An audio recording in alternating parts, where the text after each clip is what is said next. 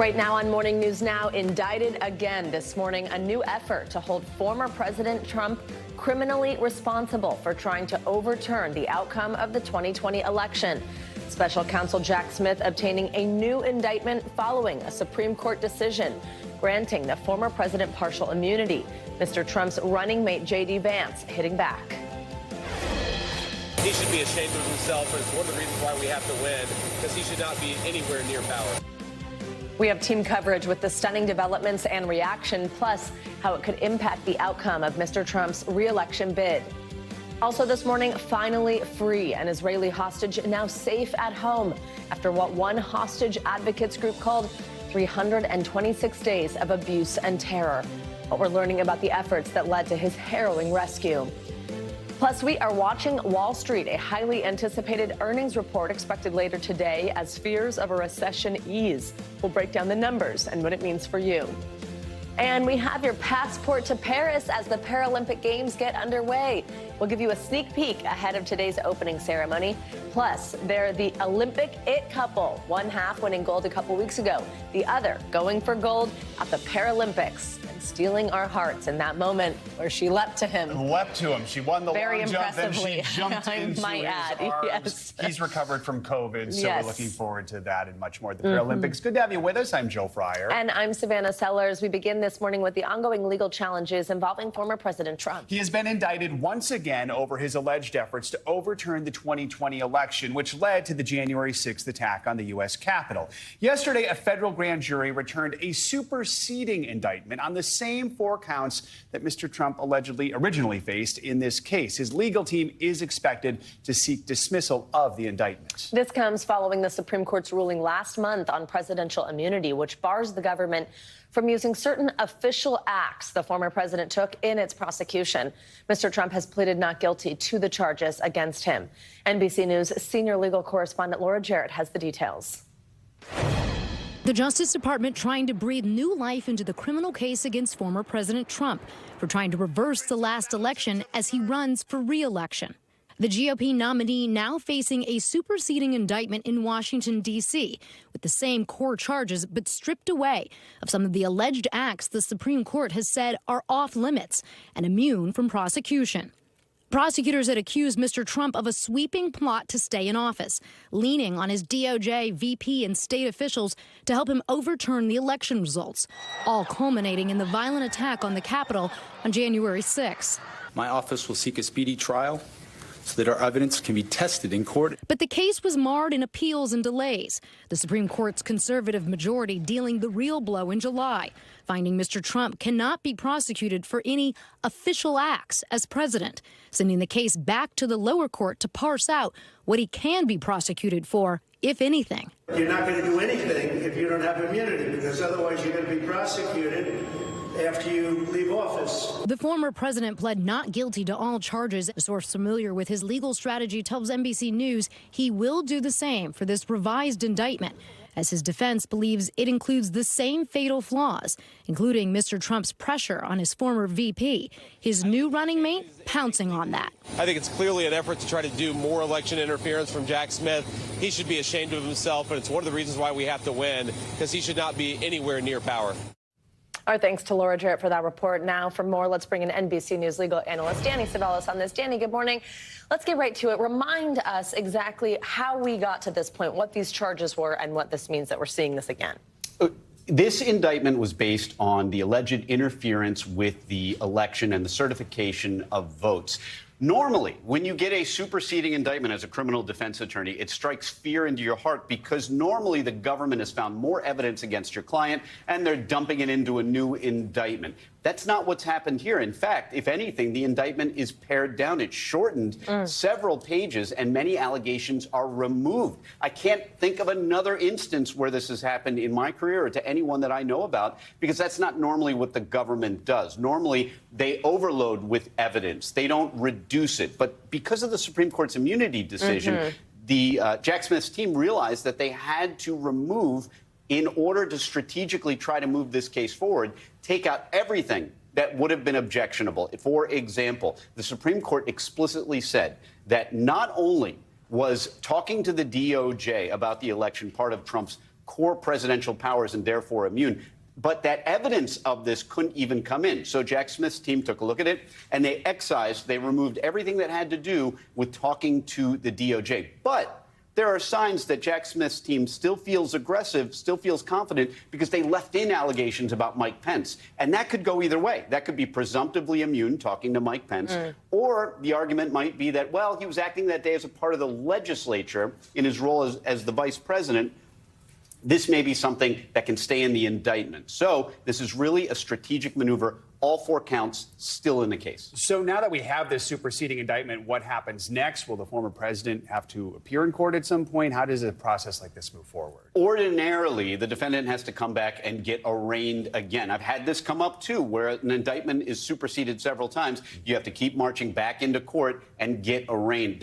Jack Smith's team is indicating that they're not going to require his physical presence. But, yes, you do have to arraign again after every superseding indictment. It's really just a formality. The case will move forward. And ideally, I think Jack Smith is thinking that this will reduce the time. If there has to be an evidentiary hearing on what is and what is not presidential conduct, this reduces the complexity and makes it easier for the case to move forward. It may ultimately just be a philosophical discussion, because whether it's the superseding indictment or the indictment of 2 days ago, it really doesn't matter. If Trump is elected and inaugurated, he makes all federal cases against him go away. And really, technically, there's only one remaining against him. But the odds of a hearing like that happening before the election, are they pretty slim at this point?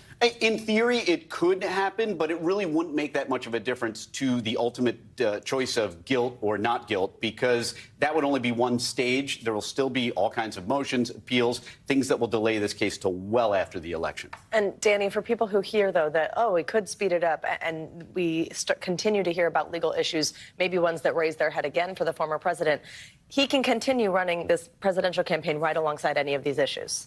You mean while he's being indicted? Exactly. Absolutely. Really, the superseding indictment is technically still the original indictment.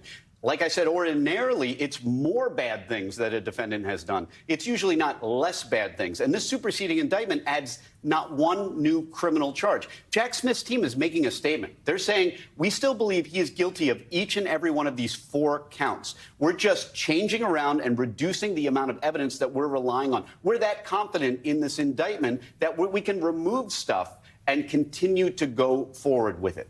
Danny Savalas, as always, we appreciate you. Thank you very much. We're learning new details about the rescue of a hostage from Gaza. Kayed Farhan El-Khadi spent more than 10 months in captivity before he was freed yesterday. Yeah, these are some of the images released by Israeli Defense Forces following the rescue.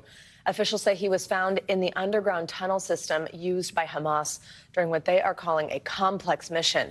El-Khadi is one of only 8 hostages rescued and returned alive in a military operation since the war began. According to Israel, he is the first to be found underground. NBC News international correspondent Megan Fitzgerald joins us now from our London bureau with the latest. Megan, good morning. So what details are we learning about just how this rescue operation unfolded?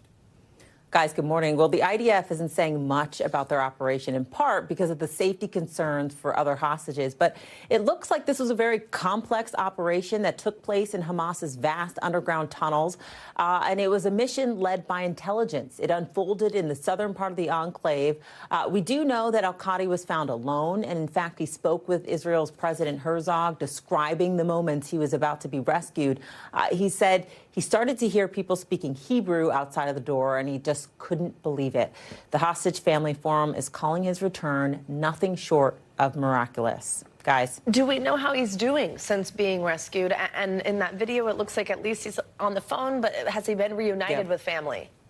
Well, so doctors say he appears to be in good condition. We know he was taken to the hospital to undergo medical checks. And in fact, our colleague Matt Bradley just spoke with one of his family members who says the family, including his children and his brother, arrived at the hospital yesterday and today to see him. The family says that they've been told by doctors that he should be able to be released sometime this afternoon and then return home. They say he lost about 55 pounds in captivity from not eating properly, but he certainly seems to be in good spirits. You see him there talking on the phone to family.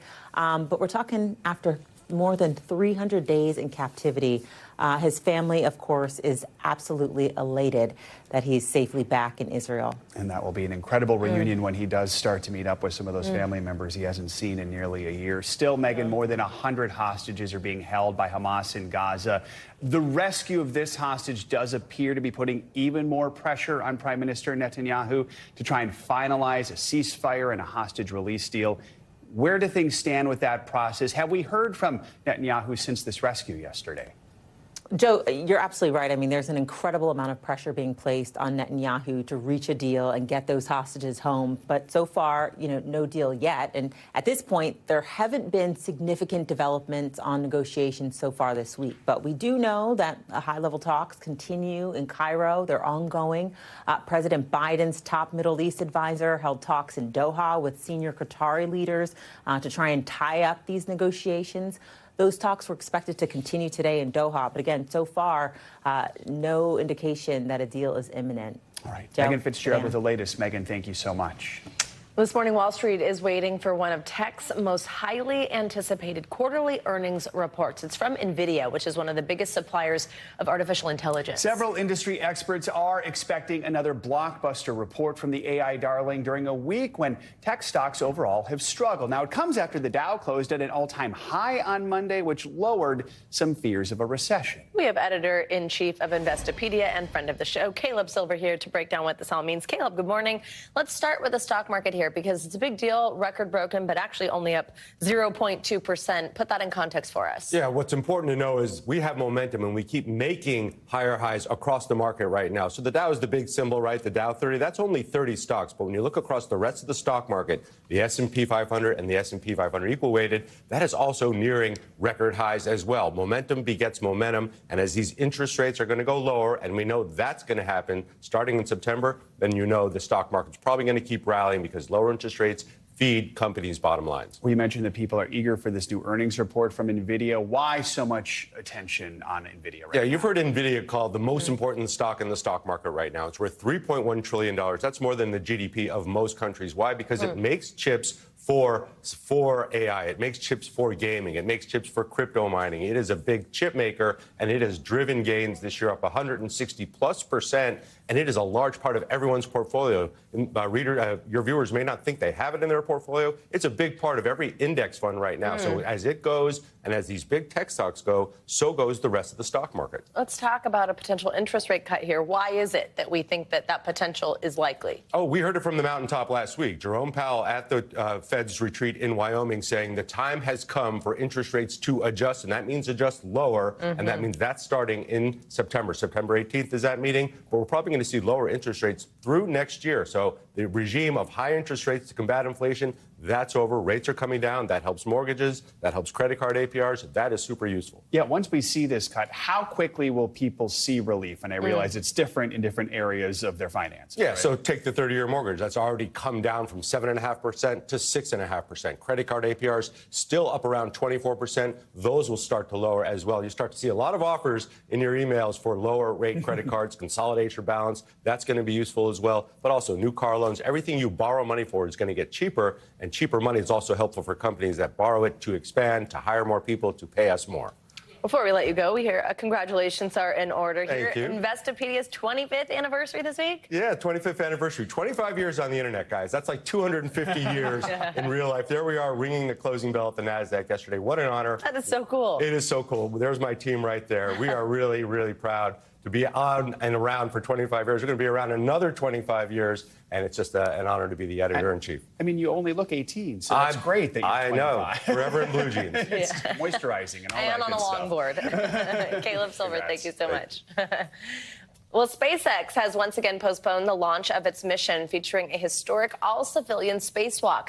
This time, the postponement is due to unfavorable weather conditions. It was supposed to launch earlier this morning. A new liftoff date has not been announced yet, but the company confirmed on X that it won't be earlier than Friday. This is the second time this mission, it's called Polaris Dawn, has been delayed this week.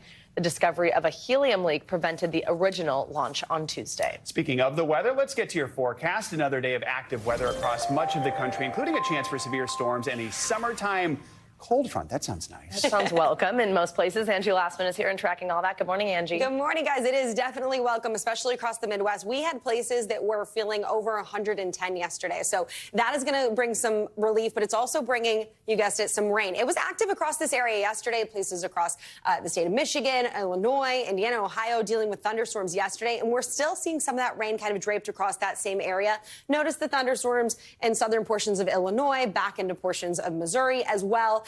And we're going to remain unsettled here through the day today. We're just going to kind of shift the biggest threat for severe weather a little farther to the east, and that's going to extend mostly from Ohio out towards the coast. You'll see Philadelphia, Washington, D.C., Pittsburgh, Columbus all included in that.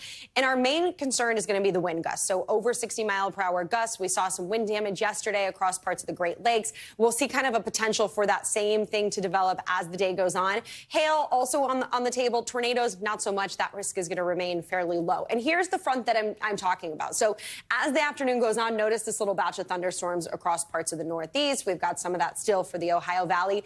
So this is something we'll watch through today. But notice what happens as we get into tomorrow. The front slowly but surely moving to the east. We'll still have another round of rain across the mid-Atlantic and the upper Midwest. That's where we'll potentially be watching for some severe weather as well. So the rain, the thunderstorms, that's on the table. But so is that heat. And I know a whole lot of people were dealing with it yesterday. We're seeing less as far as our heat alerts in effect right now as compared to yesterday, but still more than 50 million people, and they include major cities of St. Louis, Indianapolis, of course, New York, stretching down to Washington, D.C., and these are some of the places that are going to see temperatures well above normal. But we've got kind of a tale of two temperature stories. So to the south of that cold front, high pressure is in hold. That means that we're dragging in all that humid air from the south. We've got plenty of it to tap into, so 90s in triple digits for what it feels like. That's going to be common across this region. Charleston feels like 101 later today, 104 for what it'll feel like in Washington, D.C. this afternoon. And this stretches all the way to basically St. Louis, down through Memphis and out east. This is going to be what we see across this region, at least for the next couple of days. And we'll have the potential to break some record highs, again, across that same region, including in Washington, D.C. today. Now, to the north of the front, we've got a high pressure that's circulating some of that cooler air, more mild conditions across parts of the north. This is going to make a big difference, not so much for a big chunk of the area that was dealing with triple-digit feels like yesterday, but you can see we've already seen a big difference in what we'll deal with for our afternoon temperatures in places like Chicago today. So it's still going to be warm. It's still going to be 86 degrees in Chicago for your high, but we're talking about a 14-degree temperature drop from yesterday's high. So it's an improvement, and your humidity levels will be different too. You'll notice that for sure. Detroit, similar story for you. A little cooler in places like Green Bay. You'll only top out into the low 70s. Syracuse, mid-70s. So we're starting to get a bit of an improvement for the more mild conditions. And then it really settles in for a lot of the Northeast. Unfortunately, if you live south of, say, Pittsburgh, temperatures are still going to be on the warm side. But New York ends up into the upper 70s for Thursday and Friday. We get back to the 80s in time for the weekend. Boston, you're even cooler for Thursday and Friday, into the low 70s. So not a major cool down, but it'll feel a little bit better. Detroit, you return to the upper 80s by Friday. So it's a little bit of a temperature roller coaster, guys. And looking ahead to this holiday weekend, of course, we'll be tracking all that, the strong storms that work into the Northeast just in time for Saturday and Sunday. Those will be draped across the south. We just want to get through today. Yeah. Me too. You're in New York. But we don't want those Labor Day weekend storms either, though. Yeah. All right, Angie, thank you. Of course. Much more to come here on Morning News Now. Later this hour, holiday getaway this Labor Day weekend expected to break records at the airports. How the TSA is working to keep up with the travel rush. But first, after the break, we're heading back to Paris, where the Paralympic Games are getting underway. We'll take you to all the excitement up next.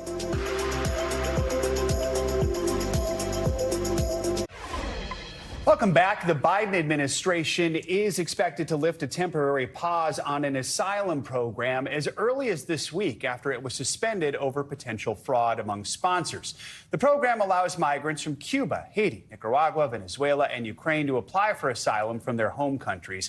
But an internal report from Homeland Security found more than 100,000 of those applications originated from just over 3,000 so-called serial sponsors. Now, it's unclear how many of those applicants have actually entered the U.S. Those sponsors use the same address, social security numbers, and phone numbers for hundreds of applicants. There are about 30,000 applications still under review. Officials are unsure whether those applications will be finalized before the program is reinstated. Time now for some international headlines. National Security Advisor Jake Sullivan is meeting with top Chinese officials in Beijing. NBC's Janice Mackey-Frayer joined us from the Chinese capital with that and some other world headlines. Janice, good morning. Good morning.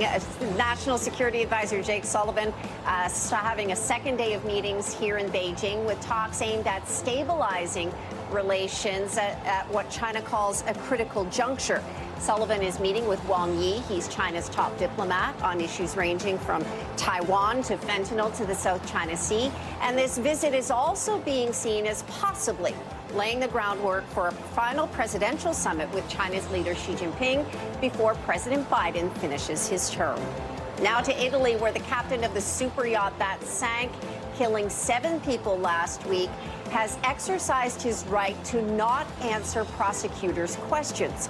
This is according to the lawyer of Captain James Cutfield. Cutfield is under investigation for possible manslaughter and suspicion of causing a shipwreck. This is the 3rd time that he has been questioned. And we end up in the Pacific Ocean with a high-speed boat chase. In this video shared by Mexico's Navy, authorities intercepted 3 speedboats and seized almost 6 tons of suspected cocaine. While in a second operation, police seized another ton of drugs, totaling 7 tons of suspected cocaine between those 2 separate raids. And that is a big bust. That's a look at your headlines this morning. Absolutely. Janice, thank you so much. Well, the curtain is closed on the Olympic Games and the cheers have faded a bit. A new show-stopping competition is about to get underway in Paris. Yeah, the Paralympic Games. They kick off with today's opening ceremony as 4,400 Paralympic athletes from nearly 200 countries are set to take the stage for 11 days of fierce competition. NBC News correspondent Emily Ikeda is in Paris, excited to cover this event. Emily, good to have you with us. I mean, this new crop of world-class athletes are taking over Paris. What can we expect at the opening ceremony?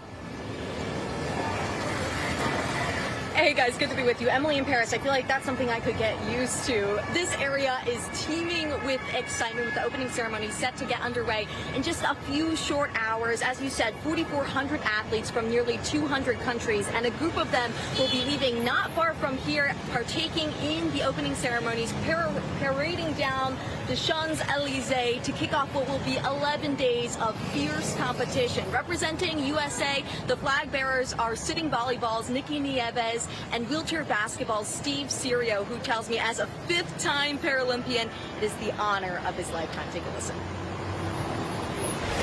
The most influential moment of my life and my athletic career, it wasn't the wins, it wasn't capturing gold medals, it was the day that I found wheelchair basketball. It was the day that I found the adaptive sports community. Hopefully when people watch us compete, it inspires them to start their impossible, no matter where that impossible is taking them, because I can say that when I started, I never thought that I would be a 5-time Paralympic Team USA athlete, gold medalist. Just such a powerful conversation. Guys, do you remember the Olympic mascot for Paris? It is the nearly impossible to pronounce Frisia. It's the little tiny Liberty caps that represent French liberation. Well, her counterpart is now sprinting onto the scene with a prosthetic. Event organizers say the visible disability sends a strong message of inclusion. Oh, absolutely. And yes, that little hat is all over the place. It's too funny. Emily, okay, you've mentioned wheelchair basketball, sitting volleyball. What are some of the other sports we should be watching out for? Well, the thing I'll underscore with those 2 sports is that they are going for their 3rd gold in a row. They're shooting for that 3-peat. So, of course, wheelchair basketball and sitting volleyball. Another one, a personal favorite of mine, may I add, is wheelchair rugby. Let me tell you, it was originally called murder ball, which says a lot about the physicality of the sport. It is full contact, a lot of crashing and smashing. And Team USA is having their first female competitor on the court at the Paralympics, Sarah Adam, who says it is an incredible honor for her to be inspiring young girls to break barriers and get into physical sports like this. So, Emily, I mean, athletes have varying disabilities. Talk about how that works with the competition and how it affects competition.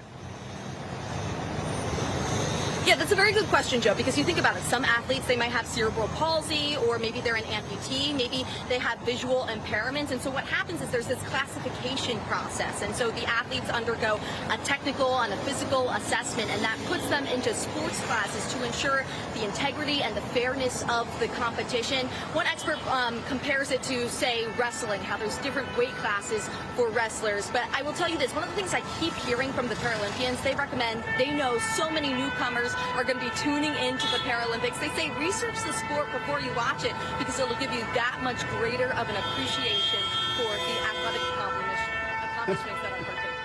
Sounds like the parade's already begun there, Emily. Yeah. Right behind you. All right, that is Emily. quite the intersection. Emily in Paris. That's a good name for a show. We should look into Yeah. that. Thank you, Emily. Thanks, Emily. Well, as the Paralympic Games are set to get underway, a long jumper from Kansas has dreams of bringing home the gold. But get this, his partner just took gold in the women's long jump at the Olympics earlier this month. Well, reporter Elise Schoenig with our affiliate in Kansas City introduces us to this power couple. I love a purple track. Greatness comes in many forms. I mean, I won gold on a purple track, so that was cool. And Tara Davis Woodhull took countless jumps of faith to get here. I wanted to put something out there so far that no one could touch, and that's the energy I was channeling all season. It's how she won an Olympic gold medal. The crowd went crazy, and it was like roaring in there, and I fell back into the sand, and I looked up at the arena. More greatness in these viral moments. I ran over to Hunter, and he was just shouting at me that you're the Olympic champion. He was the first person to ever call me the Olympic champion, so it was pretty special. Now it's Hunter Woodhull's moment to compete for a gold medal in Paris at the Paralympics. There's no words to describe how happy and proud I am of him. It's just something we love. But his and Tara's goals are even bigger than a medal count. We want to get people's eyes on long jump, and we want to get people to care about the Paralympics. More greatness through their representation. EMA, every man a Wildcat. And Kansans will see more of the track and field power couple with Tara as a new assistant coach at Kansas State. Honestly, the best welcoming I've ever had. The purpose of life it's just to enjoy it, and that's what I hope to bring to K-State. Together, Tara and Hunter will keep being great. If one dream and goal is reached, then I feel like I've done my job. Through every step and every jump. We all love this couple. We can't wait to watch her. Thanks to Elise Schoenig for that touching story. And you can catch all the upcoming action of the Paralympic Games live on both NBC and Peacock. That starts today. Well, coming up, a reminder from researchers, go visit Grandma. Up next in our weekly checkup, the new findings that show the impacts of in-person communication and feelings of isolation in older people. Plus, fast track to graduation day, why more students are not following the traditional four-year college plan. You're watching Morning News Now.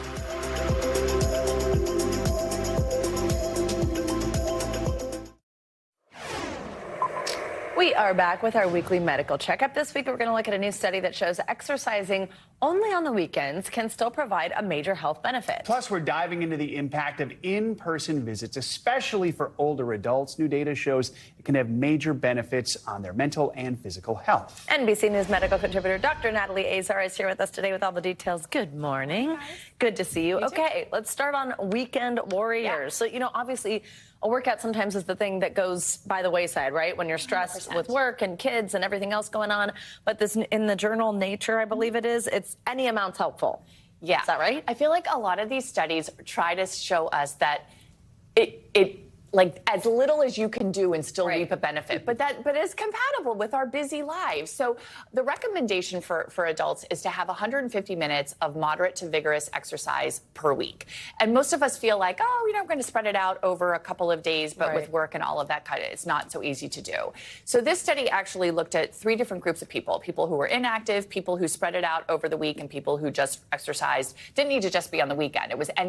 When they had more than 50% of their workout over a 2-day period. Got it. And what they found was that those individuals who just did the workout in 2 days had the same risk for dementia, Parkinson's, stroke, anxiety, and depressive disorders as people who spread it out over the week. And they had significantly lower rates of all of those illnesses compared to people who were completely inactive.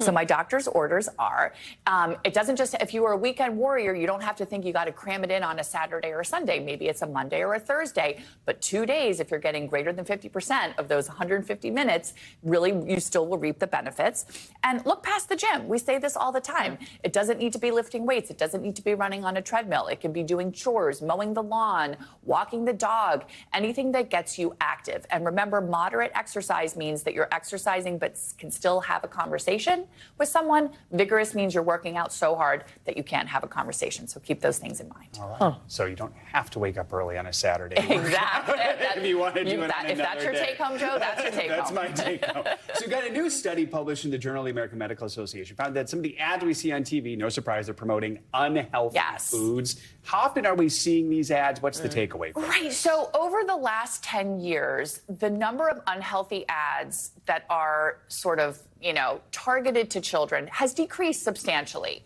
But kids are still seeing 1,000 ads per year of unhealthy foods.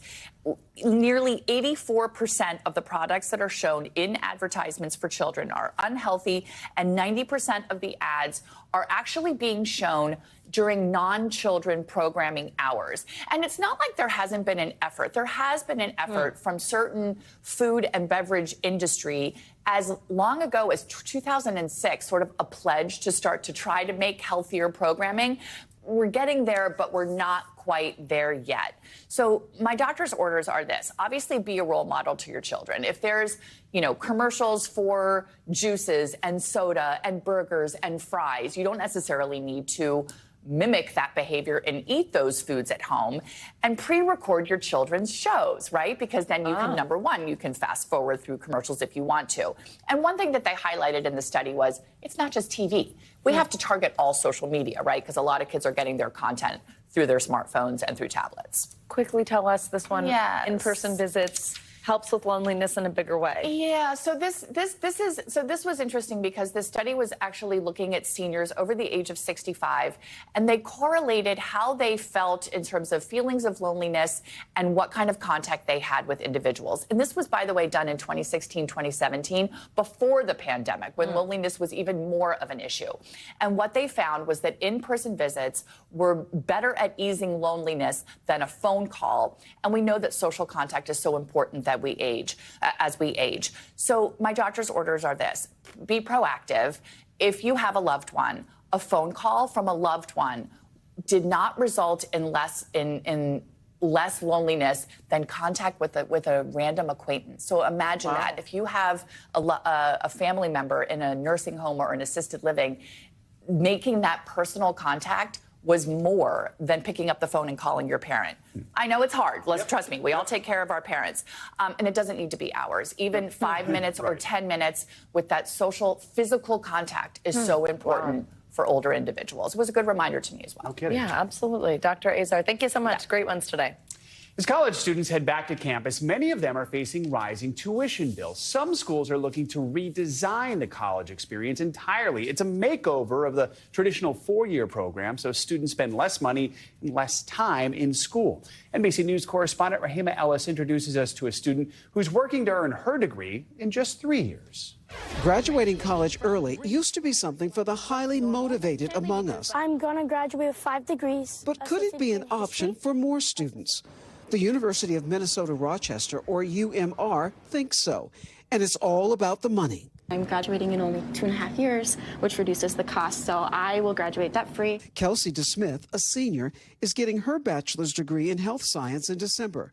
She's part of the first graduating class in a pilot program called the College in 3 Exchange, granting a bachelor's degree in 3 years with the same number of credits as a 4-year degree. Did you ever imagine that you could do college like that? No, not at all. Kelsey expects to save about $30,000, a full year of tuition. So it's not just making it shorter, it's making it better. Lori Carell is the chancellor of UMR and started the pilot program, now spreading to 25 colleges nationwide, public universities like the College of New Jersey to private institutions like Georgetown and the University of Miami. Does that mean that a student has to power their way through 3 years without any breaks, without any extracurricular activities?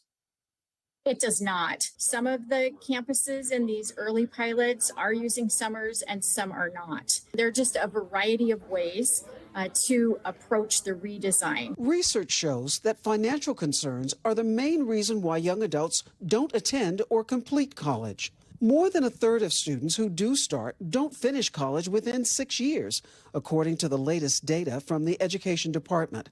And the College Board says those who do graduate, many have debt, an average of $29,000. But some college professors are vehemently opposed to the idea of a 3-year bachelor's degree to save money. There is kind of a visceral disdain for the notion of watering down what it is that we do, selling them something that is a lesser product and calling it the same thing. Professor Kenneth Mash, president of the Association of Pennsylvania State College and University Faculties, thinks 3-year degree programs might do more harm than good for students. Our biggest fears is that we're going to create a two-tiered system, perhaps a segregated system. Working class people and others will be, taking these 3-year degrees without knowing even what employers would think about it. But College in 3 Exchange says they're actually getting students ready for the workplace faster by forging relationships with employers.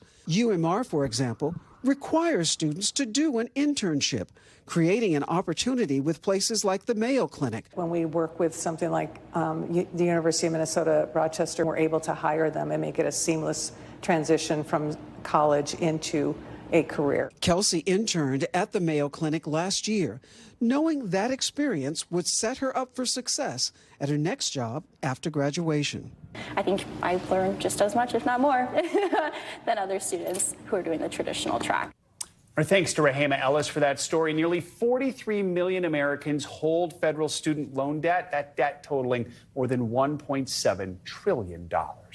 Coming up, if you are planning one last summer vacation, you are certainly not alone. A record number of Americans are expected to travel this Labor Day weekend. We're going to talk to the TSA about what's being done to keep the airports running smoothly. This is Morning News Now. Welcome back. The Labor Day weekend is nearly here. Perhaps it starts for some of you today. It's expected to be a record breaker for travel. The TSA says this is going to be the busiest Labor Day travel period to date. The agency is preparing to screen more than 17 million people over this last unofficial weekend of summer. That's up more than 8% from last year. Really, across the whole summer, the number of people flying skyrocketed. TSA screened over 230 million people since Memorial Day weekend. Joining us now for more on this is Holly Canterbury. She is the Deputy Administrator of the TSA, the Transportation Security Administration.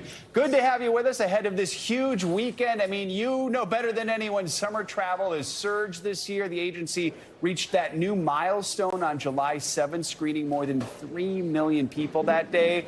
What's behind this surge in summer travel? How's it going for you there? Good morning. It's going great. And you're right. The economy is booming. Air travel is back. And as you mentioned, our agency has seen the highest volumes in our nearly 23-year history. And we're staffed and ready to go for this Labor Day weekend. As we mentioned, Labor Day travel is expected to be the busiest on record. It's good to hear you say you're staffed and ready. What are those steps you're taking to get ahead of the holiday rush? And how has staffing generally been throughout the summer? We know at some point you were dealing with shortages. Thank you. Yes. Well, we've taken great steps to work with our workforce, and actually our attrition for TSA workforce as a whole is about cut in half over this last year. It's been pretty incredible. We also have a cadre of officers, our national deployment officers, where we work with airports where they might have some staffing challenges, and we can deploy those officers to assist and essentially close those gaps. So numbers of travelers are up. Sadly, since the pandemic, the number of unruly passengers has gone up. Back in June, the FAA released numbers that showing incidents were continuing to rise. Recently announced they were referring another 43 in-flight cases to the FBI. Talk about the impact this has on TSA employees when you have these types of incidents. Thank you. Yeah, frankly, unruly passengers, one is too many, and it is disruptive to not only TSA but to the traveling public. And we are continuing to see unruly passengers in the air and on the ground. And it does impact operations. So it impacts our transportation security officers. It also impacts our partners, our gate agents, and the flight attendants on the flight. So we are taking measures to mitigate this unruly behavior, and it is unacceptable and will be met with delays and penalties. What are those measures? What are you doing to try to mitigate that behavior? So in terms of, well, you will meet with delays, right? Sometimes we've seen flights have to be turned around, or they're stopped, or boarding has not begun. So that's one instance. Another instance is there are fines and sometimes some legal action depending on the severity of the egregious behavior. So for those who are heading out the door today, tomorrow, on Friday, what are your best trips for people to travel safely but also efficiently? Oh, thank you. So top 3 tips. Please pack smartly. So I prefer starting with an empty bag because you never know what you might have left in it over the summer. So please start with an empty bag. And if you have any questions on what you can or cannot bring, you can visit our website at tsa.gov. You can also text us at AskTSA. And if you need additional support at the airport, perhaps you have a prohibition in your ability to travel in some way, you can call and contact us for our passenger support services. Next, please, please, please give yourself enough time and pack your patience. Airports have rush hours too. And last but not least, in some airports you will see new technology. This technology ensures better security, efficiency, effectiveness, and it is better for the passenger experience. So please listen to the transportation security officer for any directions they may provide. All right, yeah, it seems like every line you go through has a different type of machine. So Holly Canterbury, thanks so much for joining us this morning. Good luck with everything this weekend. Time now for some financial headlines. We're going to start with a new survey that looks into Americans and their financial regrets. NBC's Silvana Henao has that and some other money news. Silvana, good morning. Hey, Joe. Hey, Savannah. Good morning to you. So more than 3/4 of Americans say they have a financial regret. A new Bankrate survey finds that the top regret is not saving for retirement early enough, followed by not saving for emergencies. Other regrets include racking up too much credit card or student loan debt and buying more house than they could afford. Inflation remains the biggest hurdle to achieving one's financial goals, with 45% of people saying that has negatively impacted their progress in the past year. Warren Buffett's company Berkshire Hathaway is on the verge of becoming just the 9th in the world to achieve a market valuation of $1 trillion. Yep, $1 trillion. It's just about $7 billion shy of that level as of yesterday's close. Among the other 8 companies are every member of the so-called Magnificent Seven. That's a group of mega-cap tech stocks, which include NVIDIA, Microsoft, Apple, Amazon, Meta, Alphabet, and Tesla, along with Saudi oil company Aramco. Berkshire's market value has jumped more than $200 billion this year. That is more than the entire value of companies like American Express and McDonald's. And consumers are still scrambling to get their hands on Lego's iconic plastic bricks. The Danish company reporting higher sales in the first half of the year thanks to strong results in North America and Europe. Now, that contrasts with a struggling global toy market and sluggish sales for rivals like Mattel and Hasbro. Lego says its Lego icons, Lego City and Star Wars and Harry Potter themed sets are the top selling items, guys. Love to see that those are still so popular. Yeah, it's pretty cool. Silvana, thank you so much. Nearly 20 years ago, inmates at Sing Sing Correctional Facility, that's a maximum security prison north of New York City, put on what some have called the greatest play you've never seen. The production was part of a prison therapy program called Rehab Through the Arts. Now, actor Coleman Domingo and one of the former inmates are telling this story on the big screen in the film Sing Sing. NBC News correspondent Yamiche Alcindor spoke with them about how the movie aims to break down the harsh stereotypes of black and brown men. Anger is the easiest thing to play. Am I right, Brett? Too easy. The new movie Sing Sing takes viewers into the world of rehabilitation through the arts, highlighting a real program in the New York prison where incarcerated men take acting classes and perform plays. The film stars Coleman Domingo alongside formerly imprisoned participants of the program, like Clarence Macklin. You wanted this film to be tender, and it is so tender. Why did you want it to be like that? We don't see many images of black and brown men being tender with one another.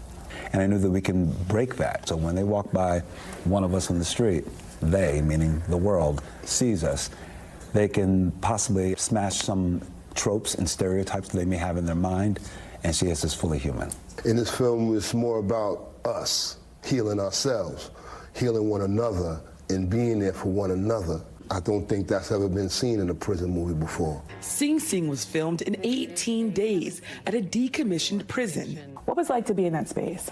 The space itself feels like a trap. That's the only way I can explain it. I always needed to go outside and get some air. And I just thought, for these human beings to be in here 24 hours a day, it's just inhumane how it breaks you down psychologically. For Macklin, who spent 17 years in prison for robbery, the experience was haunting. I was directly underneath a cell that I had actually occupied, you know? I didn't know that. I felt like a ghost coming back in. The film was also a reminder of what the program gave to him. The gift of acting and storytelling gave me the opportunity to express emotions that was kind of like bottled up for years. When we are born, we cry because we're born to a stage of fools. And I said, yo, whoever wrote this, man, had to did a bid before, you know?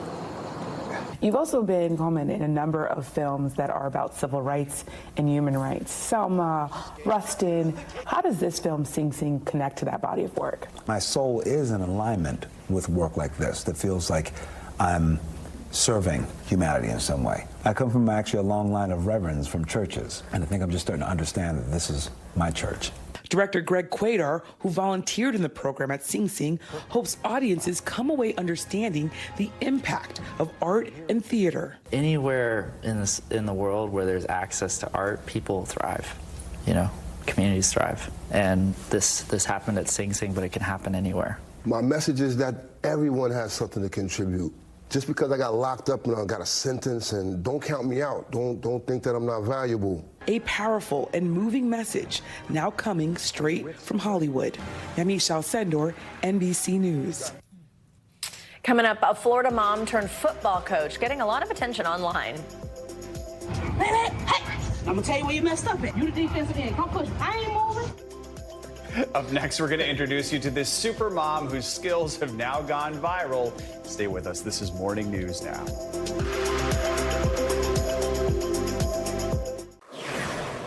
Welcome back. As we know, the Queen of Nashville is also the Queen of Caring. Dolly Parton's literacy program is now expanding in Missouri and Kentucky. The country star's Imagination Library sends free books to children in 21 different states, all around the world as well.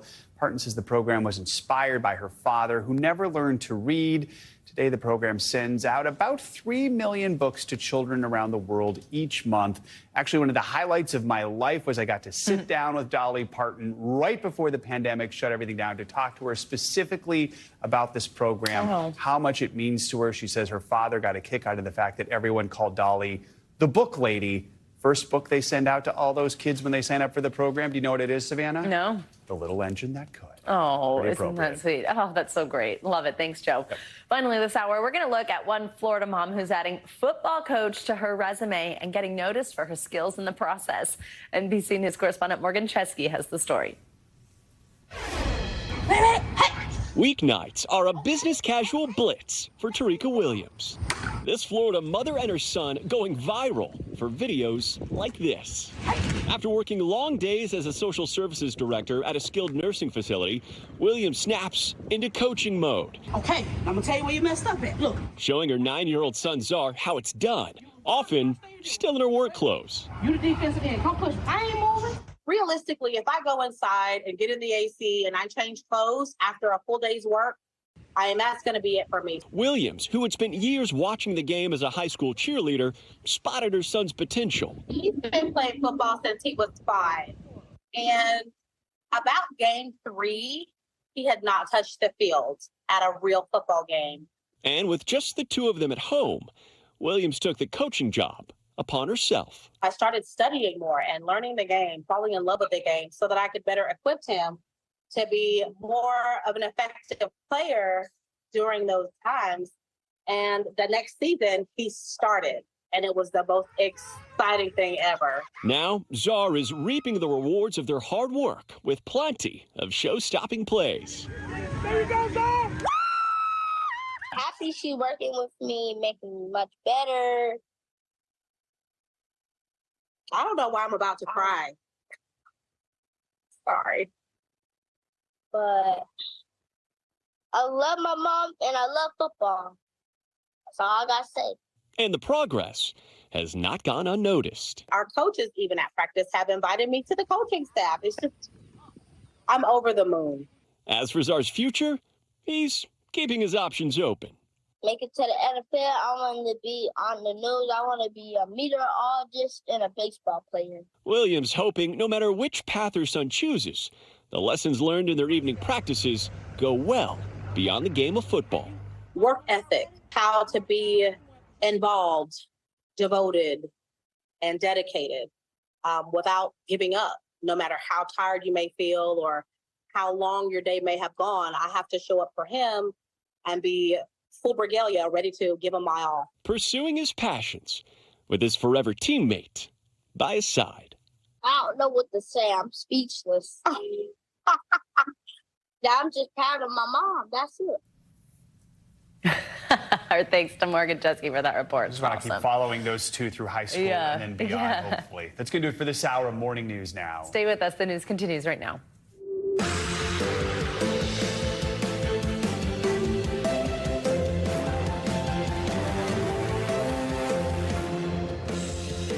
Good morning. Thanks for joining us this Wednesday. I'm Savannah Sellers. I'm Joe Fryer. Right now on Morning News Now, on the offensive, Special Prosecutor Jack Smith securing an indictment again against former President Trump for his alleged efforts to overturn the 2020 election. The move comes less than 2 months after the Supreme Court's controversial decision on presidential immunity. How that decision played a role in this superseding indictment and what it means for the former president with just over 2 months until Election Day. Also this morning, summer scorcher, extreme heat gripping the country as the East Coast prepares for possible record-breaking temperatures. Parts of the Midwest are seeing heat indexes in the triple digits. We have your full forecast and when things could finally start to cool off. Plus, failure to launch. SpaceX forced to press pause on Polaris. What we've learned about the problem behind this new delay and when the historic mission could finally take off. And speaking of taking flight, the unofficial end of summer is almost here. And with millions trying to cram in one last trip before the temperatures fall, we have a look at what you need to know before you go. Some of you might be going even today, get an early start on and the be prepared weekend. for the TSA lines. Exactly. Have They your will time. be long. We were just warned. Let's begin this hour in Washington with former President Trump once again indicted over his alleged efforts to overturn the 2020 election. Yeah, the new reworked indictment from a federal grand jury comes after a controversial Supreme Court decision on presidential immunity. The ruling bars the government from using certain official acts that Mr. Trump took in his role as president in its prosecution. NBC's Garrett Hake, who's covering the Trump campaign, has the latest from Washington. This new indictment contains all the same charges against Donald Trump as the original, just with revised arguments supporting them, charges which he's already pled not guilty. But the slimmed-down indictment once again sharpens the legal focus on Mr. Trump's handling of the last election results as this next election looms just a few short months away. Donald Trump facing a renewed legal battle this morning, with special counsel Jack Smith filing a superseding indictment against the former president over his alleged efforts to overturn the 2020 election. While the original charges remain, Smith narrowed and revised his allegations against the former president, removing references to anything that might be considered official acts during his time in office. Online, Mr. Trump calling it the persecution of a political opponent. He has already pleaded not guilty to all of the charges. The new indictment comes on the heels of last month's bombshell ruling by the Supreme Court that found presidents enjoy broad immunity for official acts. I'm immune from all of this stuff that they charged me with. Justice Ketanji Brown Jackson among those who dissented, discussing the ruling in a new interview with CBS News. I was concerned about a system that appeared to provide immunity for one individual under one set of circumstances. The new indictment accuses Mr. Trump of using his campaign to spread lies that he knew were false, to create an intense national atmosphere of mistrust and anger. That includes a now infamous call Mr. Trump made to Georgia's Secretary of State after losing the state to Joe Biden. I just want to find 11,780 votes. On certifying the election results, the special counsel refers to former Vice President Pence as acting in his role as president of the Senate, writing Mr. Trump had, quote, no official responsibilities, but did have a personal interest, and alleging he attempted to use a crowd of supporters on January 6th to pressure the vice president to fraudulently alter the election results. We fight like hell, and if you don't fight like hell, you're not going to have a country anymore. Also this morning, NBC News has reviewed newly released video shot by Nancy Pelosi's daughter in the hours after the January 6th attack that HBO recently turned over to Congress. The House Speaker blasting Mr. Trump. We take an oath to protect our country from all enemies, foreign and domestic. There is a domestic enemy in the White House.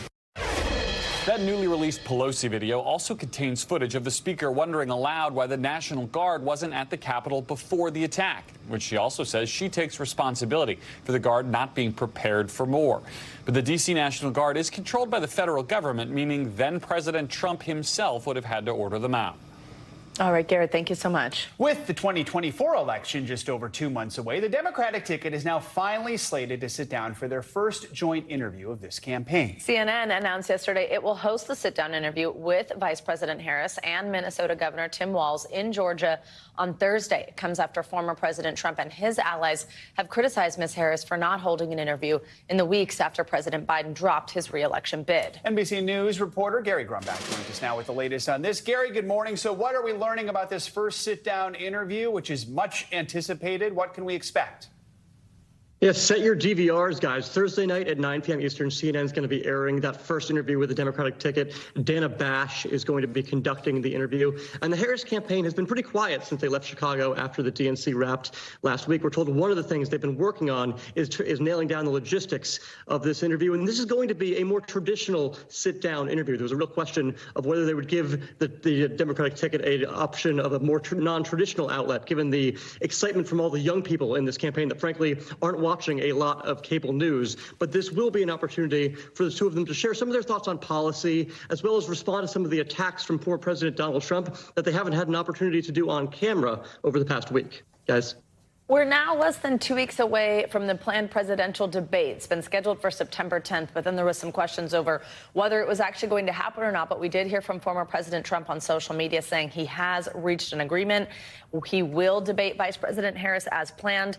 Do we know any specifics on the debate format or the rules, things like those microphones being on or off that became a sticking point?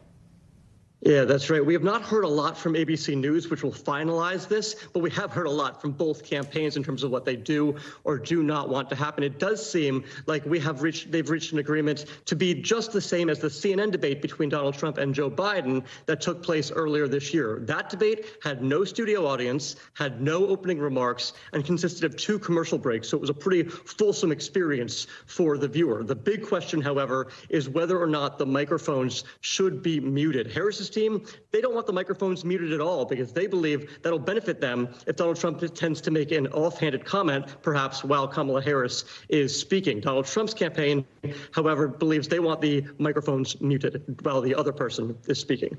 Yes. We'll see what happens there. Let's talk about the Trump campaign. The former president has now added Robert F. Kennedy Jr., who endorsed him late last week, and then former Democratic Congresswoman Tulsi Gabbard to his transition team. What does this tell us? So things those two people have in common, they've both said a lot of nasty things about Donald Trump over the past several years. And that goes in line with a number of people that are lining up behind Donald Trump who have done just that. And what this will do, especially with supporters of RFK Jr. and Tulsi Gabbard, is perhaps bring into the fold those folks who may not have been supportive of Donald Trump previously. Of course, we know that RFK Jr. and Tulsi Gabbard do hold some controversial issues on some serious policy issues. So we'll see if that plays a role in the support and whether or not they give that to Donald Trump. And as Joe just mentioned, Gary Robert F. Kennedy Jr., he ended his own independent presidential bid. He did end up endorsing former President Trump. So even though his campaign has ended, what now happens with his name on the ballot, especially in key swing states, places like Michigan, Wisconsin?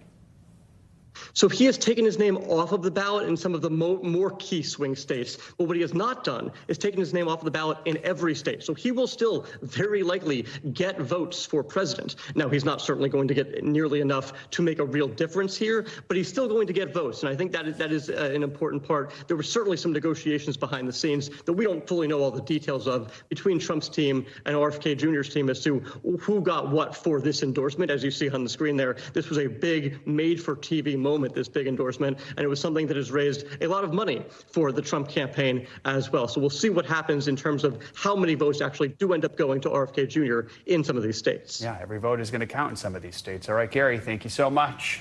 Let's turn now to the Middle East, where at least 9 people were killed during a military operation carried out by Israeli Defense Forces in the West Bank. Officials say they were conducting a counterterrorism operation in the region, but did not specify what groups were being targeted.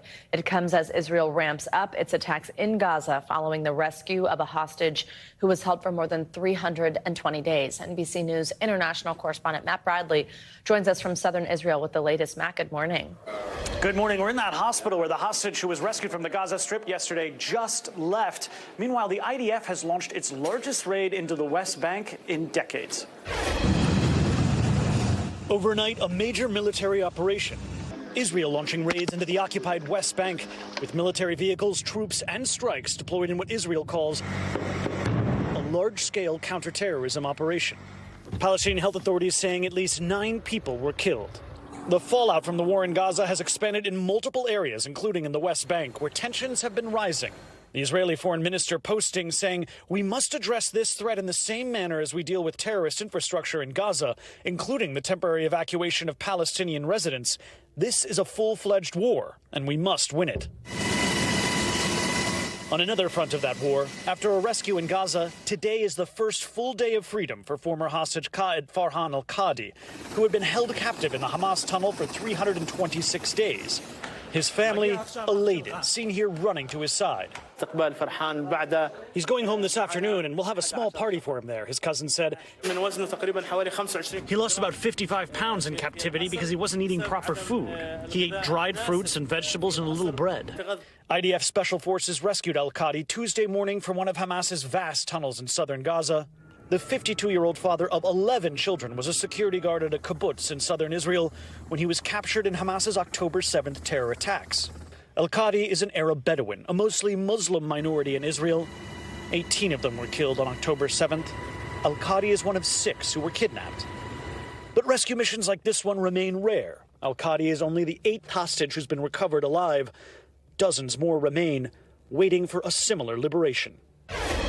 Israeli officials are blaming Iran for that unrest in the West Bank, accusing the country of smuggling weapons to militants there. All right, Matt Bradley, thank you very much.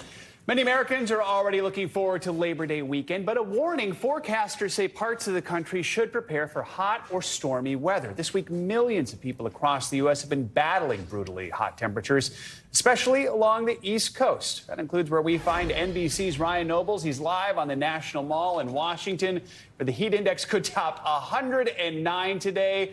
Bless you, Ryan. Good morning. Joe, it's not too bad right now. And, you know, we are used to there being warm temperatures in Washington, D.C. this time of year. The average high temperature is around 86 degrees, but we are expected to smash through that number as the day progresses. And like much of the East Coast, Washington, D.C. is expected to break yet another heat record. At a time when kids are heading back to school and the leaves will soon be falling, an unexpected turn in the temperature is making life difficult for millions of Americans. Oh my gosh, this is so hot. A massive dome of heat is making its way across the country. Temperatures in cities like Chicago, St. Louis, and Cincinnati were 10 to 15 degrees higher than normal. putting air conditioning units to a late season test. Once those temperatures hit above 80, 85, we start to get a lot of call volume from air conditioners breaking down. Today, it is the East Coast and Mid-Atlantic's turn to bake. It's definitely a struggle with not, only getting to school and they have to come right back home. Schools in Philadelphia are planning for an early dismissal to avoid kids sitting in hot classrooms, many without air conditioning. Why start before Labor Day every year if maybe the temperatures are rising each year? In New York City, the U.S. Open is preparing to give players additional breaks if the temperature goes above 86 degrees. And here in the nation's capital, filled with tourists getting in one last summer trip, temperatures are expected to reach as high as 100 degrees.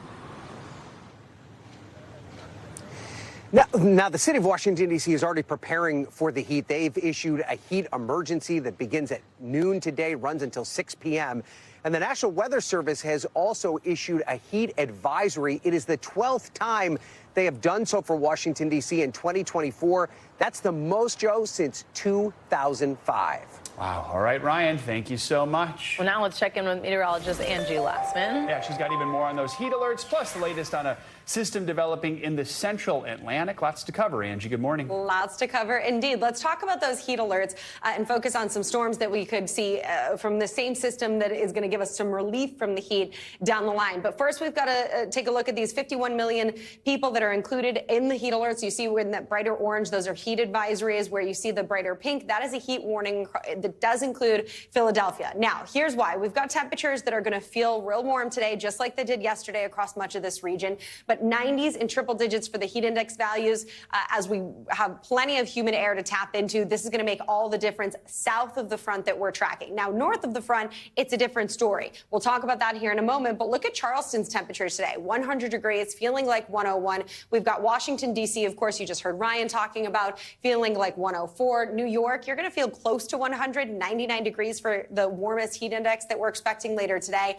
And this goes back towards St. Louis, Indianapolis, and Memphis. All of those spots going to feel over 100 degrees today. We also are going to be watching for the potential for some record highs in this area. Louisville, Jackson, Richmond, Washington, D.C., Baltimore, all included in that.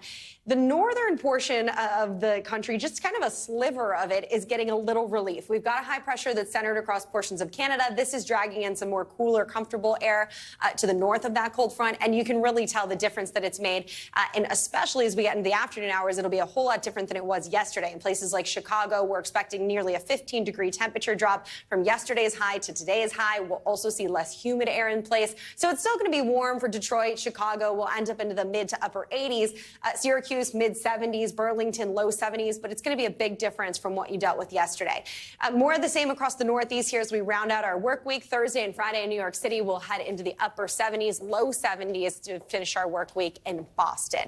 Now, we also have some rain associated with that system, and that is leaving us with another day with a chance of some of these stronger storms developing. It stretches from Ohio to New Jersey, and this is going to be mainly us watching for the wind impacts from this, but still does include Philadelphia, Pittsburgh, and Columbus, guys, and that front will be on the move over the next couple of days. All right, as Joe said, a lot going on. Thanks for covering it all, Angie. Now, the weather is to blame for SpaceX once again delaying the launch of its historic mission featuring the first ever civilian spacewalk. Yeah, the launch window was originally set for earlier this morning, but a new liftoff date has not been confirmed yet. NBC News correspondent Marissa Parra is live from Florida's Space Coast with the latest. Marissa, good morning. So this is the second time that a flight launch has been postponed this week. The first time was because of a helium leak. What are we learning about this? Do we have any idea when the next takeoff could actually happen? Your guess is as good as mine, guys. We are learning very little because SpaceX is a private company. They don't have to tell us everything in real time like we typically get with NASA. But we did get a little bit of insight from Commander Jared Isaacman's post on X. And what he explained was that the weather makes this launch a lot more complicated than what we typically see with crewed launches. The crewed launches that I've been to are rendezvousing with the International Space Station, which means they have the resources parts of the International Space Station at their disposal, like food, like water. And the reason that that's relevant to this is Polaris is not rendezvousing with the International Space Station. Everything that they need is on their spacecraft, which means it's a finite amount. It is a limited amount, which means that you have to make sure that the weather is favorable, not just for launch, but also re-entry, guys. So that makes it a lot more complicated, which means this is probably, as he alluded to in his post, a big part of the reason why it was not just scrubbed for today, not just scrubbed for this week, but we're waiting to find out exactly when, or not this week, actually. We're waiting to find out exactly when that next launch window will be. But we know it's not today and tomorrow, guys. Of this 4-person crew, this is going to be the first time in space for 3 of its members. You keep getting delayed. There's this anticipation. There's facts like you just said where they've got to have everything they need on board. I mean, do we know how they're feeling about it at all, especially as they have to keep waiting? It could be more days before they're actually going to get into space. Well, I can tell you that over the last 2 years that NBC News has been doing interviews with this cast of astronauts, all civilians, we know that they have been so excited about this launch whenever it happens. And so they're still in quarantine, so we haven't been able to see them in person. But they have been active on social media. And so I think a couple of things stand out from the social media posts we've seen. And I want to read to you a quote from one of the astronauts' posts on X, Scott Poteet. He posted, quote, "It can be challenging when you're building up to game day, but we proceed with cautious paranoia to ensure we mitigate risk." So all of them really saying the same thing, which is they are excited, they are ready to go, but saying that they appreciate the safety being considered by SpaceX and by all of the teams here, making sure that when they go up, there's the highest chance of success and safety for all of them so they can come back down to Earth and tell us all about it when it's done, guys. Cautious paranoia. That's a great band name right there. All right, so the humans stayed on the ground today, but SpaceX still moved forward with the launch of 21 Starlink satellites into Earth's orbit. Still, one of its rocket boosters actually exploded. What are we learning about that? Yeah, well, we heard that in the middle of the night. It was quite loud, but I can tell you that that's really rare, and that hasn't happened in 3 years, but it provided some incredible visuals. Hopefully we can show you some of that. You can see what was really dramatic to watch. So we don't actually understand the reasons why quite yet, and either SpaceX hasn't told us or maybe SpaceX doesn't know. We know that after this incident, they actually delayed the launch of another Starlink launch because they wanted to understand better what happened here. So, of course, we're waiting for SpaceX to give us all the information on what happened here. But, guys, I'll just point out that this got almost 24 uses. This is something that is unique to this type of booster. So even though it saw its last launch last night, it did have a good run, as Commander Isaacman said in his post on Twitter last night. All right, Marissa, thank you so much. Coming up, Labor Day weekend almost here. That means millions of people will be hitting the road for one last summer vacation. We're breaking down what you can expect before you head out. But first, a rare mosquito-borne illness has now turned deadly in the Northeast. The steps now being taken to keep people safe. Next.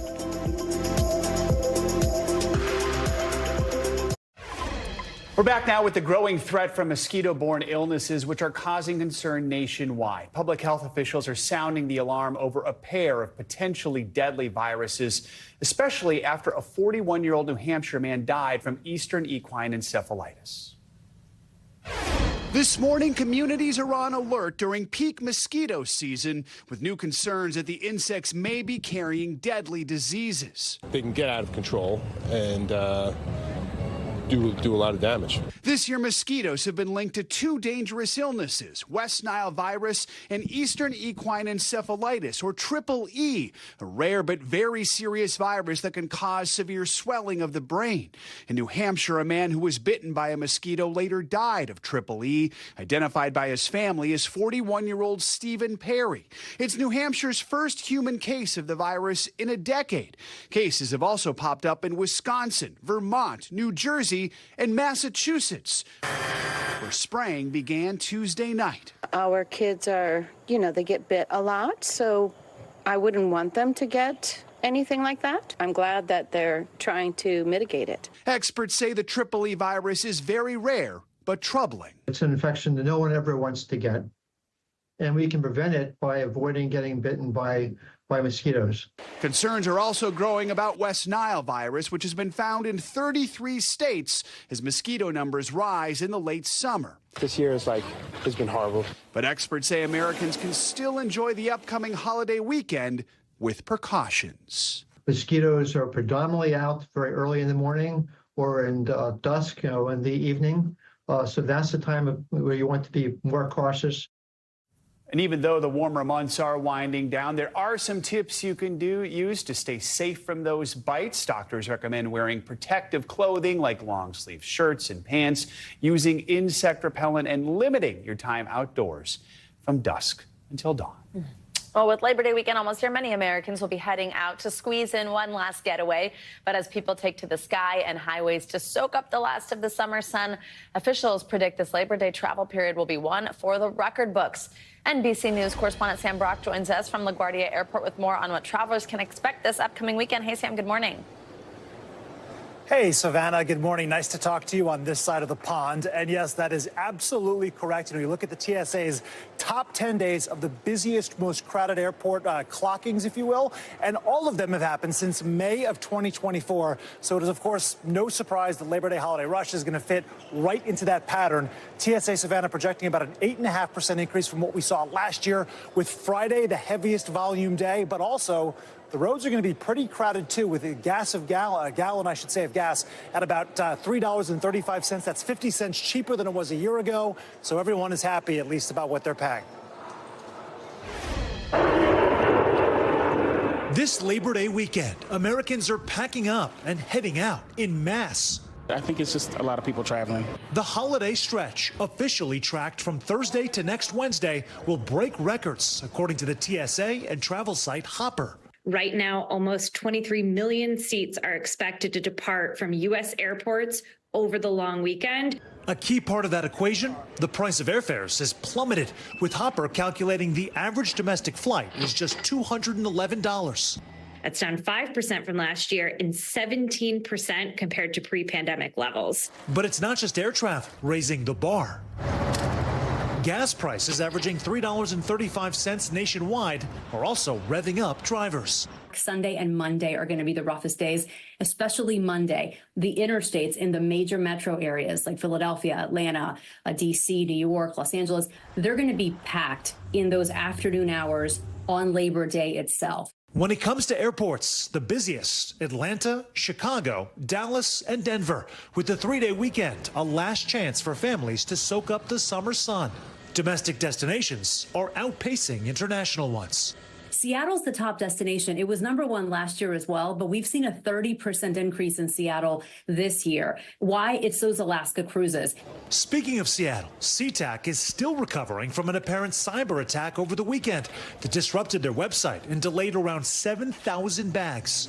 The record-breaking summer travel season, smooth early, but it hit some speed bumps in July when 47% of flights were delayed and 13% canceled due to that CrowdStrike outage. Now August is on track to close with about 24% of flights disrupted, thanks in large part to Tropical Storm Debbie. Experts encouraging travelers to buy a flight disruption assistance guarantee, so if your flight is canceled or delayed for any reason, you can rebook on the next available flight on any airline. And so, Savannah, Joe, if it is convenient for you, a nice hack to avoiding some of the worst crunch is flying out on Saturday, then returning Tuesday or Wednesday, because Friday and Monday, those are the worst days. As for the situation in Seattle, SeaTac airport officials say they've made some progress in restoring the damaged aspects of their baggage system, but they are still encouraging passengers there, guys, to take carry-on bags when they can. Back to you. All right, Sam, thank you very much, and welcome to New York. Thank you. Appreciate that, Savannah. Millions of children are either back at school or getting ready to head back. But for some, making that adjustment can be a difficult process. After the break, we'll take a look at what you can do to help make sure your kids have a smooth transition.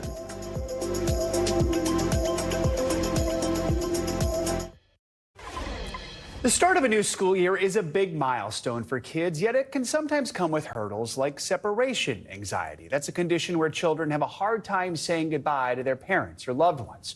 Reporter Lauren Petty from our Chicago affiliate WMAQ shares some expert tips to make those drop-offs easier. A new school year can mean new teachers, a new schedule, even new friends, which can bring on separation anxiety. In general, it's pretty normal to expect a small degree of nerves or anxiety. Dr. Hollis Redman is a pediatrician who says how parents and caregivers respond can make all the difference. I think prolonged goodbyes at drop-off time, especially for toddlers, do tend to then lead to the potential for more issues. Dr. Redman advises families create a short goodbye routine, keeping it quick but predictable. The quick peck on the cheek, the big hug, and then off they go tends to work better than kind of the over-the-top goodbye. If a child is upset, it can be tempting to try to slip away unnoticed. But Dr. Redman says parents should never sneak out. It can actually cause more anxiety. I think sneaking out sometimes instills a greater fear in your children where they don't necessarily understand, they didn't get that closure to say goodbye, to say I love you, to say I'll see you later. A third tip, be sure to let kids know when you'll see them again. Set expectations with your child. If it's not the same person that dropped them off that will be picking them up, set that expectation as well.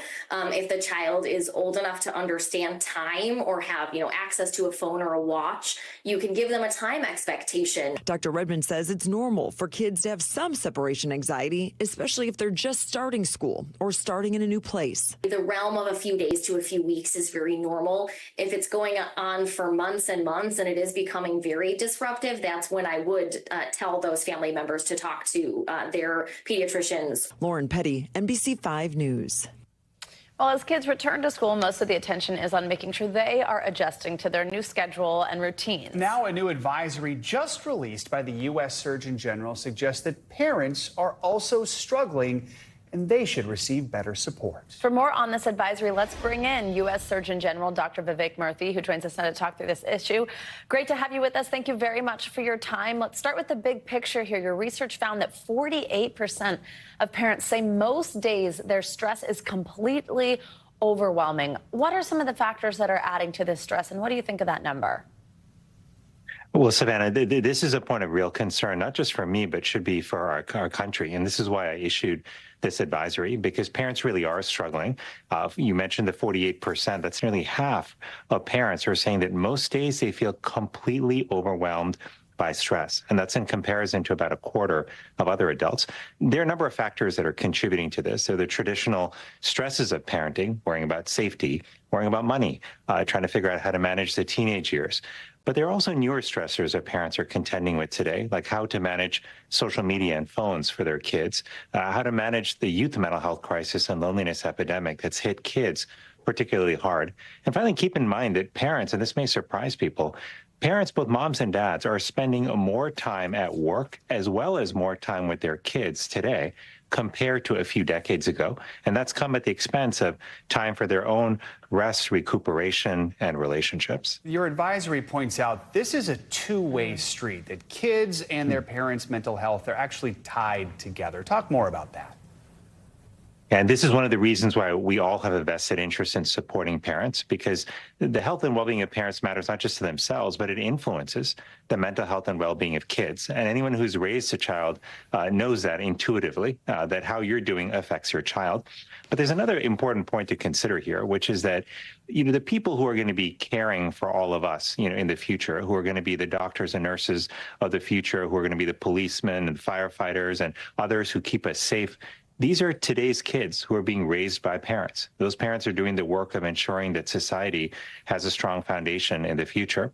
And that's why we all have a vested interest in making sure that parents and kids are both doing well. Look, I've spent the last few years focused on the youth mental health crisis, and we have one in this country, and it concerns me deeply, not just as Surgeon General, but as a father. But a key part of addressing mental health concerns for kids involves providing better support to parents so that we are strengthening and supporting their own mental health and well-being.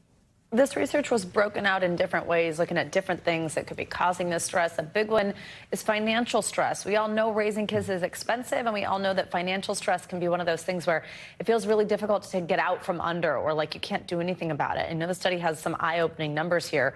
What are some things that you recommend to help ease that burden? Well, there are three categories of recommendations I make in this report for us to better support parents. The first involve a set of policies. There are structural challenges that parents are facing and systemic changes needed to address those. That includes making sure that parents have access to paid leave so they can be with a child when their child is sick, or they can take time off if they themselves are ill. It also involves ensuring that childcare is more affordable, that mental health care is accessible both for families and, for parents as well as for children.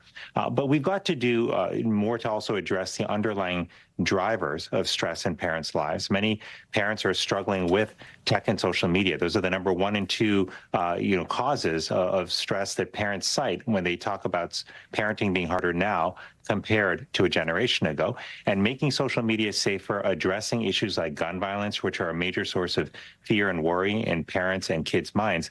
These are important steps for us to take that require policymakers to step up and take action. It feels like we really need, in many ways, a cultural shift on how we view parents and parenting. Obviously, that's not easy, but where do we start? Yeah, I'm so glad you mentioned that, Joe, because we do need a cultural shift in how we view parenting, and specifically in how we value parenting. The work of parenting is important for all of society. It helps ensure that society is strong, for now and for the future. We are raising kids who are going to be providing the critical roles on which our lives depend.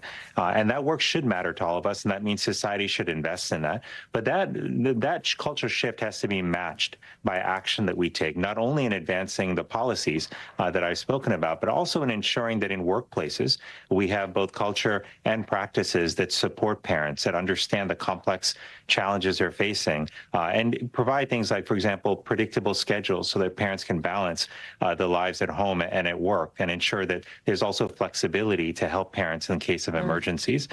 With all of this, though, let us not forget that as much as systemic change is needed, there are individual actions that we can take today. If we've got parents in our lives, whether we're parents or not, simply showing up and supporting those parents, helping them with day-to-day errands, sitting with them and babysitting their infant, or being there to help out with their child for even 15 or 20 minutes. That can make a world of difference. And because so many parents are struggling not only with stress, but feeling lonely at greater levels of their general population. Every time we show up for a parent in our life, we remind them that they are not alone. Oh, that's something that we can all do, right? U.S. Surgeon General Vivek Murthy, thank you so much for joining us on this. It's going to make people feel a lot less alone. We really appreciate you talking us through. Of course. Thanks so much. Even though there are just a couple days left on this month's calendar, this August marked the first Transgender History Month in California. Now, San Francisco has celebrated on its own for a few years, but this is the first time it was celebrated statewide. Honey Mahogany is director of the San Francisco Office of Transgender Initiatives, joins us now to talk more about this. Thank you for taking the time to speak with us. I want to first look at the big picture. It was in San Francisco, as you probably know quite well, back in 1966, when police harassment of trans people kickstarted the trans activism movement with the Compton's cafeteria riot. This was a few years before Stonewall, yet a lot of people don't know about it. And I feel like events like this remind us of the importance of learning transgender history. I mean, talk about what setting aside this month to focus on this issue means.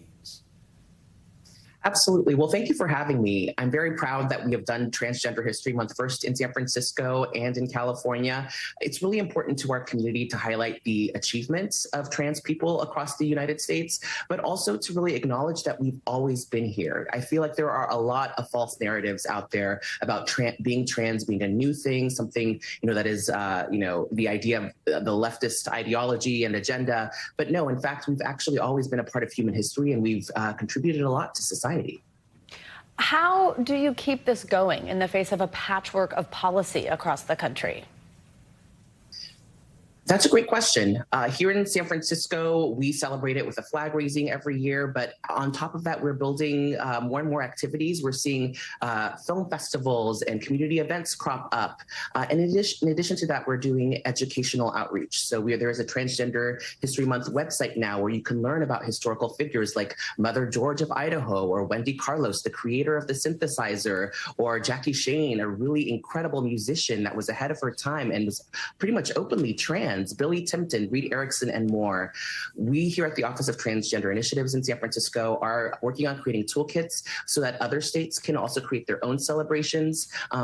Part of the celebrations that we have here locally oftentimes honor local activists and trailblazers who are creating change in our communities right now.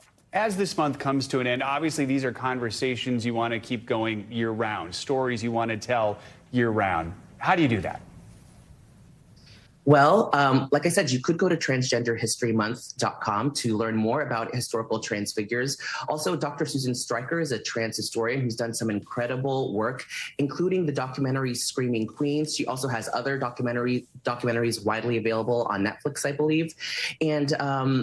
And yeah, so if you want to do a flag raising in your hometown, you can contact our office and see how we did it, how to celebrate Trans History Month. Also working closely with trans serving organizations in your own local communities. Many of them will have connections to trans folks. Many of them will already know the histories and have ideas of their own on how they individually want to celebrate Transgender History Month. And are making those types of connections, having those conversations, the way you see this expanding nationwide? Absolutely. I mean, ultimately, it's up to each state if they want to declare a Transgender History Month. That's actually part of the legislative process that we did here in California. So each locality will have the option to celebrate on its own. I will say that it is really these things. I think some people might think that they're purely symbolic, but I have to say that they're incredibly important. Not only do they set the record straight on our community's history and our contributions to society, but it also provides inspiration and hope to those who may be living in places where they're isolated from the trans community, or where perhaps their state legislatures or local communities have passed anti-trans laws. We know that there are something like 600 anti-trans laws that have been considered over this last year, and that makes people obviously feel very scared, alone, and isolated. And so even the fact that we're celebrating it here in California, we're hearing from people all across the country about how inspirational that is and how they finally see for themselves a future. And that it is more than just symbolic. It's important. Honey Mahogany, thank you for your time this morning. We really appreciate it. Thanks for having me. Coming up, a major shakeup is coming to the NFL. We're going to dig into the details of a new agreement that's promising to reshape team ownership.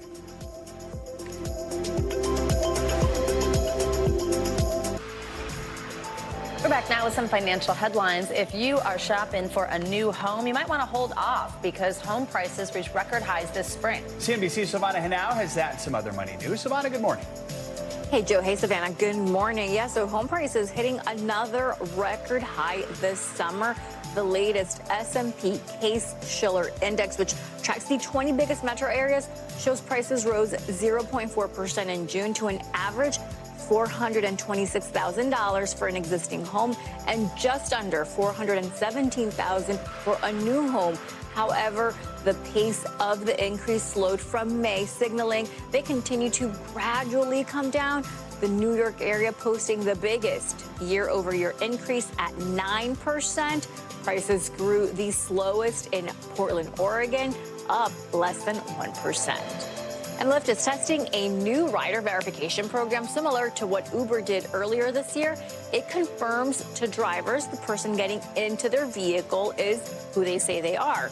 The feature will launch initially in 9 cities, including Atlanta, Chicago, Denver, Houston, Jacksonville, Miami, Phoenix, and Seattle. Lyft will confirm a rider's legal name using a third-party database, or you can also use a government ID. For now, though, the process isn't mandatory, but Lyft says riders are encouraged to participate. And out with the old and in with the new. On the cusp of the new NFL season, the Washington Commanders are renaming their stadium.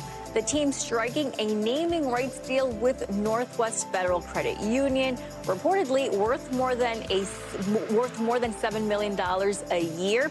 Now, their home will be called Northwest Stadium for the next 8 years.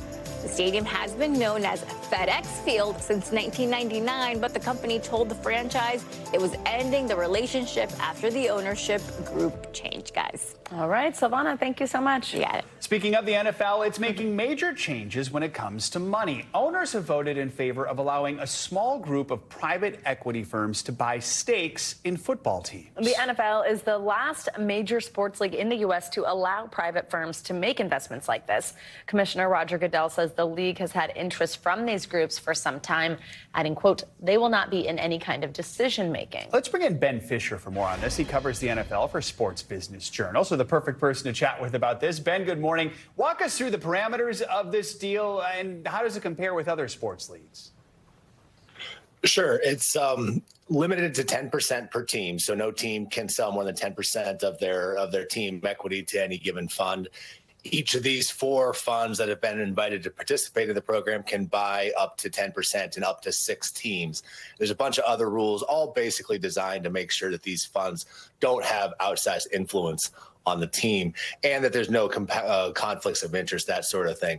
The rules in general in the NFL are much more conservative than other leagues. Major League Baseball, MLS, NBA, they allow more like 20 or 30% of the teams to go to private equity teams. So the NFL is starting slow, and they're able to do that because the dollars are just so big in the NFL. The 10% of an NFL team is still a lot of money and a lot of value potentially. Why now? Has this been being considered for a while?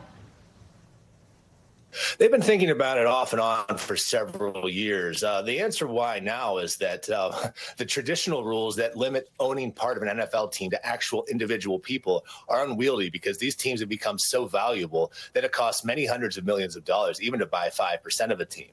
And that's created a situation where majority owners want to sell 5 or 10% of their team, and there's literally no one available to do that. They're almost out of rich people at the value that these teams are at now. And then when you bring in funds, obviously that's a totally different scale of money that's potentially available. We love the cat cameo there, Ben. All right, we only got like 30 seconds here, but how are fans going to notice a difference? Like, is this going to be a good thing for them? What could they see? Well, if these rules have been created correctly, fans shouldn't notice much. You know, they have tried to structure this program so the private equity guys are in the background and just providing money. If they notice anything, it's that owners will have more money to them. So maybe the stadium upgrades come a few years sooner. Maybe the parking lot is a little bit nicer because it's just more money for the owners to get involved. And we'll see if you will notice anything else. But again, if they've done this correctly, fans should notice much more than maybe a little bit nicer new surroundings. They'll take that, I bet. All right, Yeah. Ben Fisher from the Sports Business Journal. Thank you so much, Ben. Appreciate it. Well, the NFL's regular season is now just over a week away, but Kansas City Chiefs star Travis Kelsey is already making headlines off the field. That's because he and his brother, retired Eagles star Jason Kelsey, just signed a huge deal with Amazon's podcast studio for their popular podcast, New Heights. It's now entering its 3rd season. NBC News correspondent Stephanie Gosk has more. We all remember the Kelsey brothers during their sibling Super Bowl matchup, but it's their huge personalities and personal lives that have catapulted them into mainstream fame over the past few years. And this morning, they've got about 100 million reasons to celebrate the new season of their hit podcast, New Heights, where they talk about it all. Jason Brain Jeans. This morning, the Kelsey brothers' popular podcast, New Heights, kicks off its 3rd season, and it's already making news with a new home and a new deal with Amazon's Wondery. The first thing you've probably noticed is that we have a new home. The partnership has the Kelseys seeing green. Variety's Todd Spangler reporting the brothers are getting a big payday, taking home more than $100 million for 3 years. When the show launched in 2022, it quickly became the most popular sports podcast on Spotify. It's good to finally get this thing rolling, brother. Thanks in part to their big personalities and brotherly love. Didn't want to get emotional, but what can you do? You can't help it, man. And of course, their love lives. How's it feel that Taylor Swift has finally put you on the map? Hey, Travis. Travis's relationship with superstar Taylor Swift elevating the football star's profile among a different demographic. Jason's wife, Kylie, has become a fan favorite, too. Who's funnier? Jason. The Wondery deal is a Super Bowl-sized investment and a sign of the big bucks being sunk into podcasting. Spangler, citing multiple sources, also reports Wondery inked an $80 million deal for Dak Shepard's Armchair Expert. SiriusXM signed The Smartless Guys and Alex Cooper's Call Her Daddy for more than $100 million over 3 years. And Joe Rogan re-signed with Spotify for $250 million, although the platform has recently pulled back its spending in the podcast space. Spotify was really the only player that was doing these exclusive platform deals. They wanted some marquee programming that would really attract people to the platform. Now they say they don't have to pay that premium because they have achieved widespread adoption. As for the Kelsey brothers, their empire continues to grow. This fall, younger brother Travis will suit up for a 12th season with the Super Bowl winning Kansas City Chiefs. And he's already started filming an upcoming Ryan Murphy series. Jumping into new territory. Now retired, big brother Jason will be watching the game from the broadcast booth, where he'll work as an ESPN analyst. Welcome to the best season of the year, football. Travis Kelsey is set to have a huge year, both on the field and off. We'll see him on the big screen making an appearance in the Happy Gilmore sequel, and he's hosting a reboot of Are You Smarter Than a Fifth Grader? Plus, we can always hope to catch a glimpse of him with his superstar girlfriend as the Chiefs season kicks off. We sure can. Can't wait for that. Stephanie, thank you so much. Coming up, a joyful noise against the backdrop of war. How one orchestra that refused to be silenced brought their love of music to one of America's most hallowed stages. That's up next.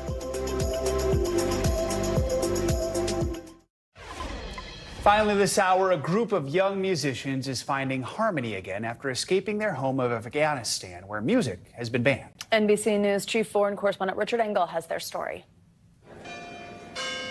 In the city of Braga, known as the Rome of Portugal, where tradition and history run deep, members of the Afghan Youth Orchestra are keeping their country's rich musical traditions alive. Because in Afghanistan now, this is a crime. 3 years ago, as U.S. troops left Afghanistan, the Taliban seized power.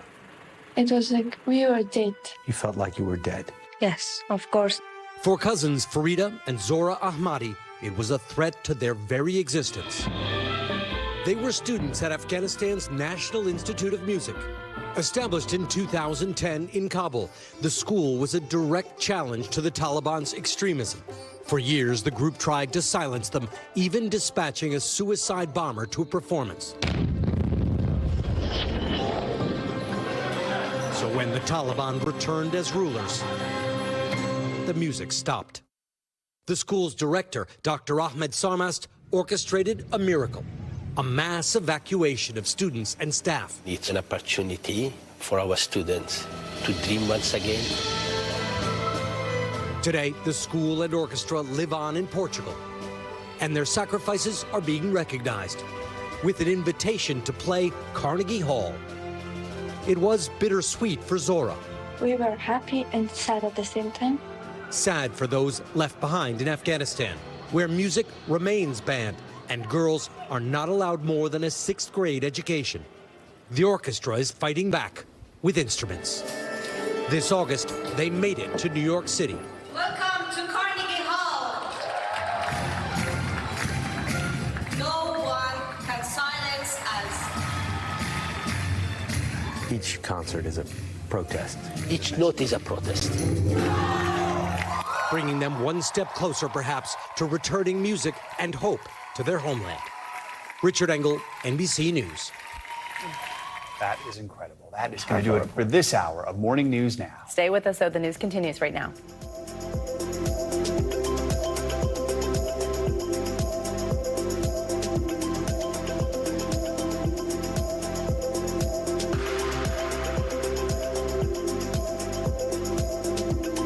Thanks for watching. Stay updated about breaking news and top stories on the NBC News app or follow us on social media.